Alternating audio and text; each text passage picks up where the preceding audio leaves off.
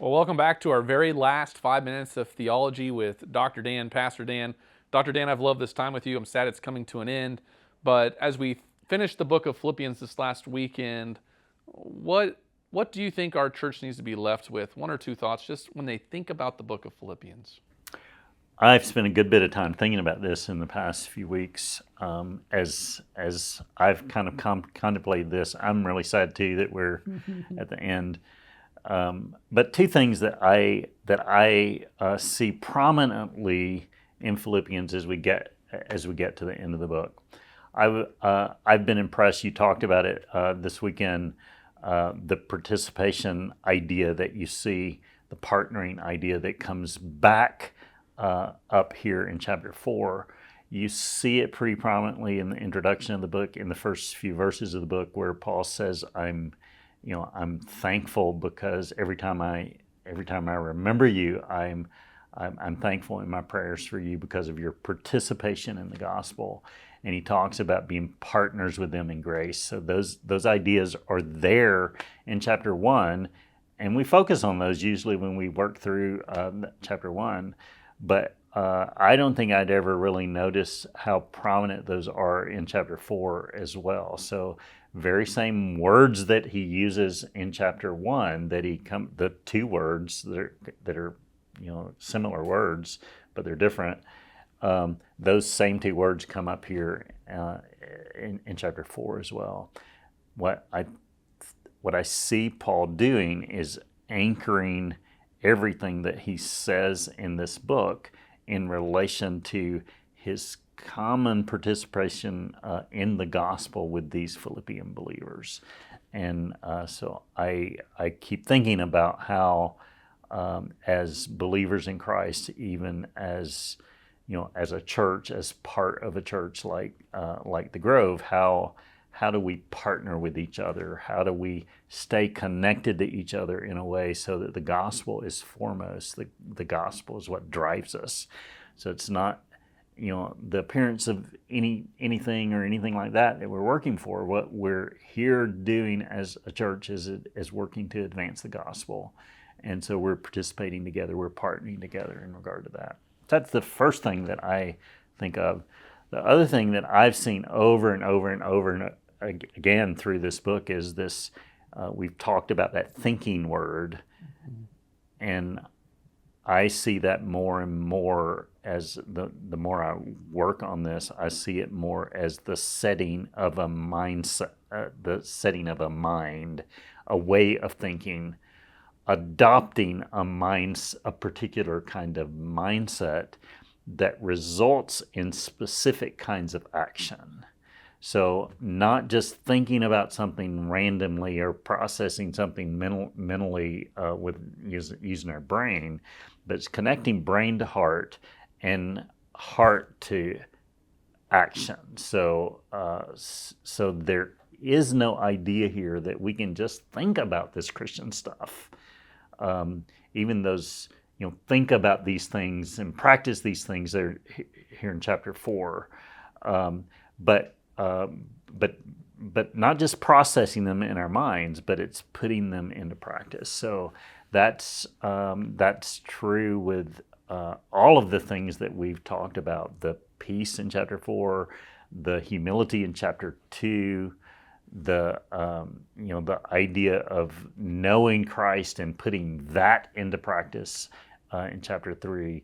So you see it really all the way through, all of these qualities, and we certainly can't forget the joy that you saw as the theme of the passage. So we can't forget that either. That's a part of this practice. So joy is not just something we feel. We think that sometimes. Joy is something we do. Right. Humility is not something we feel or think about. It's something that we do. And those are the two things that I see. Well, those are two good takeaways. Always enjoy hearing your thoughts on those things. And also, as we conclude, mention this weekend that you put together a translation that we're gifting to the church. So tell us briefly a little bit about that. First of all, I've never really aspired to write my own translation, so this kind of has been a surprise to to me. But I've been, I took my first Greek class when I was 19. So I started this work on learning New Testament Greek and beginning to learn how to translate, when I was 19, 20, 21 years old, still in college. And, it's kind of been my focus. And in a lot of ways, I feel like my entire academic career, my student time in college and in seminary and my PhD work, it feels like, and all of my teaching too, it feels like it's all pointed here. And so I'm excited about this. I've not worked before on kind of a finished translation, so this is new for me. But just had someone over the weekend ask me why. Why? Well, what are you doing? What's different about this? And as I've thought about what's different between everything else that I see in English translations, what I've tried to do with Philippians is to focus on the original language. So that's Koine Greek, which is the common Greek of the 1st century AD in the Roman Empire. And then the receiver language, which in our case is 21st century American English. So in translation, you're always having to focus in both directions, what was in the original, what you're translating from, and then the language that you're translating into. And in English translations, you usually have a focus on one side or the other. So if you're focused on the Greek side of a New Testament translation, you're focused, it's usually a more formal translation. It's harder to read in English because it's based on Greek structure.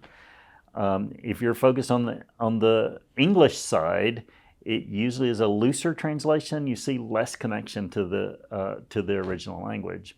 So what I've tried to do is to make sure I'm connected to the Greek text, and so anybody who looks at this who knows Greek will see what I think will see as they look in the Greek text about what I'm trying to do. I'm trying to stick close to that. But I'm also focused on the English. On the English side, I've tried to write shorter, simpler sentences. So sometimes Paul does these. He writes these really complex sentences in Greek that you just really have to kind of wrestle through. When you see those complex sentences translated into English, it's hard for the typical reader to sort it all out. And so that's what I've tried to do. I've tried to put it in shorter sentence, connected to the Greek, but shorter sentences, and showing the connection with the opening words of a sentence, maybe showing how that's connected to what went before. So that's what I've tried to do. I said that to somebody the other day, and they said, "Oh, so in the middle, you're trying to get in the middle." And I said, "Well, not so much in the middle the way other translations have." So, Tom, NIV I see is pretty much in the middle of this spectrum. So it's trying to kind of walk the line between the original language and the receiver language, English.